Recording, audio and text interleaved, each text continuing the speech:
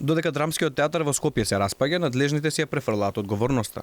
Откако директорката Петровска порача од театарот не можел сам и пари за реконструкција чекале од Министерството за култура, сега министерката Костадиновска Стојчевска со контраодговор. За да дадат пари, театарот требало да им достави проект за реконструкција. Таа не заборави да се огради ниту од ингеренциите на локалната власт. Јас ја повикувам и општината да пристапи кон уредување на сиот тој простор, затоа што точно одговорила директорката дека средствата за реконструкција внатрешна и она што подразбира од надворешна реконструкција е на Министерство за култура, меѓутоа тоа не значи дека треба цел простор околу драмскиот театар што не е во надлежност на Министерство за култура да треба да биде уреден. Како и ред други културни установи, во уште поочајна состојба од драмскиот театар е и култната универзална сала, која како бележи на главниот град бде е полуразрушена додека централната власт чека на документи од градот Скопје, иако ја превземаа надлежноста.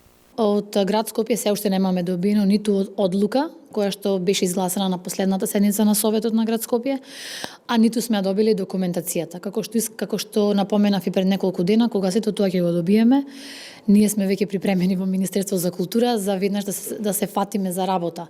Министерката се правда дека во Македонија сме имале толку многу културно-историско наследство што едноставно било невозможно се да се одржува и реконструира. Додека пак оние за кои реконструкцијата е започната и заглавена, останува да го изодат долгиот пат на бирократските лавиринти.